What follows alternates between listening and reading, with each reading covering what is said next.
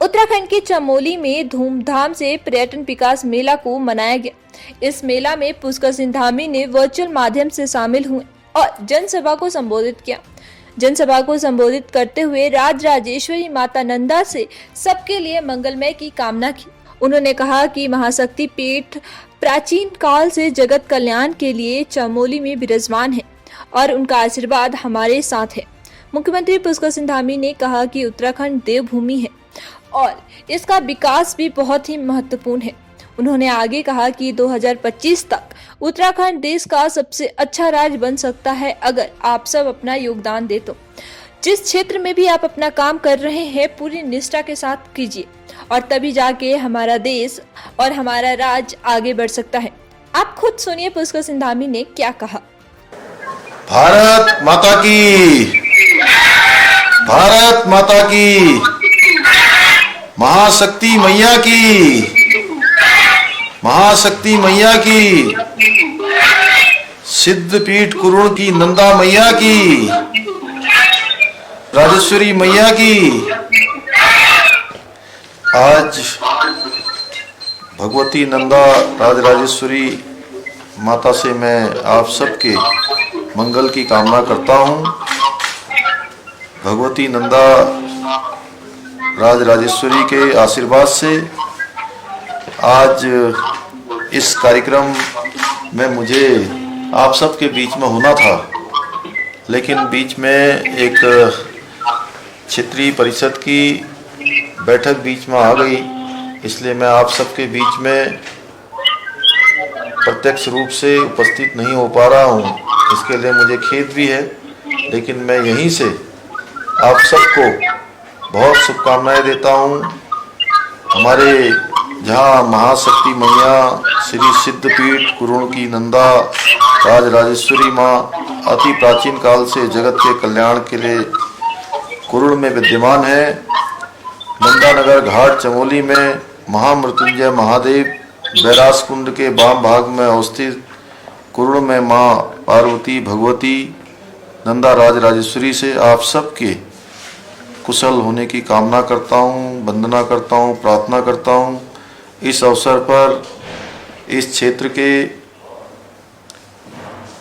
क्षेत्र के लोकप्रिय विधायक आदरणीय भूपाल राम टमटा जी, जिला अध्यक्ष श्री रघुवीर सिंह बिष्ट जी, मंडल अध्यक्ष श्री खिलाफ सिंह नेगी जी, ब्लॉक प्रमुख भारती देवी जी, कर्नल HS रावत जी, मेला कमेटी के अध्यक्ष एवं पूरी कार्यकारिणी, क्षेत्र के सभी आए हुए हमारे ग्राम प्रधानगण, जिला पंचायत सदस्यगण, क्षेत्र पंचायत सदस्यगण, हमारे युवा मोर्चा के जिला अध्यक्ष देवा भाई व पूरी टीम एवं दूर दूर से आए हुए सभी मेरी माताएं बहनें, मेरे सभी नौजवान साथियों, मेरे बड़े बुजुर्गों, उपस्थित मेरे पत्रकार मित्रों, छायाकार बंधुओं, मैं इस अवसर पर आप सबको बहुत बधाई देता हूं, बहुत शुभकामनाएं देता हूं।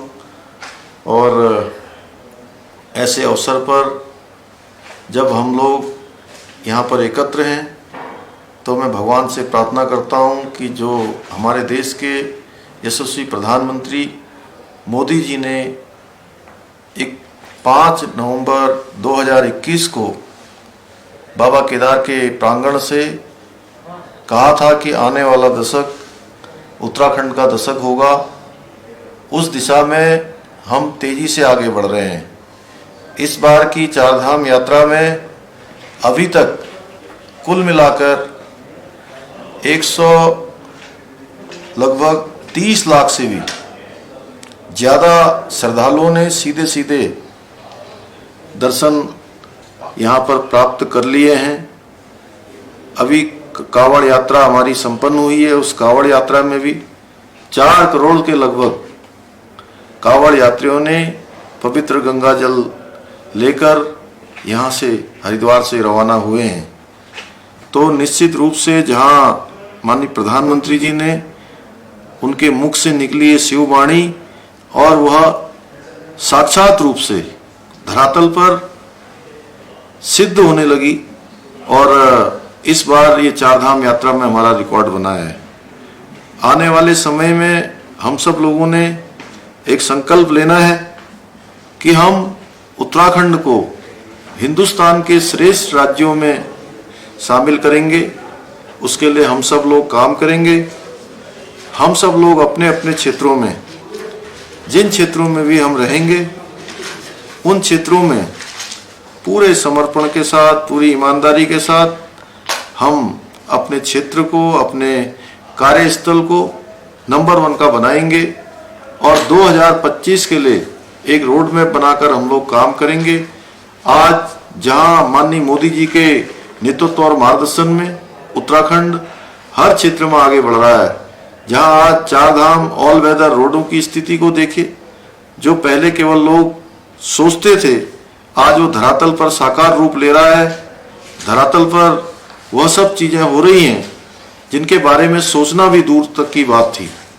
भाइयों बहनों, हम लोगों ने जहां 4 धाम यात्रा में माननीय प्रधानमंत्री जी के नेतृत्व और मार्गदर्शन में सड़कों का निर्माण हो रहा है, वहीं आपके बगल में ही बद्रीनाथ धाम का मास्टर प्लान, उस पर काम जारी है। जल्दी ही एक नया भव्य और दिव्य रूप लेने वाला है। बाबा केदार का प्रांगण हो, वहां पर 2 चरण के काम पूरे हो चुके हैं, तीसरे चरण का काम जारी है। ऐसे अनेकों कार्य आज माननीय प्रधानमंत्री जी के नेतृत्व में हो रहा है। आपकी सरकार, उत्तराखंड की सरकार, जिसको बनाने का काम आप सब लोगों ने किया है, मैं आप सबका आभारी हूं। आप सबको मैं धन्यवाद देना चाहता हूं कि आप लोगों ने इस बार उत्तराखंड के इतिहास में एक इतिहास बनाने का काम किया है, एक मिथक तोड़ा है और नया इतिहास बनाकर प्रचंड बहुमत की सरकार भारतीय जनता पार्टी की फिर से बनाई है।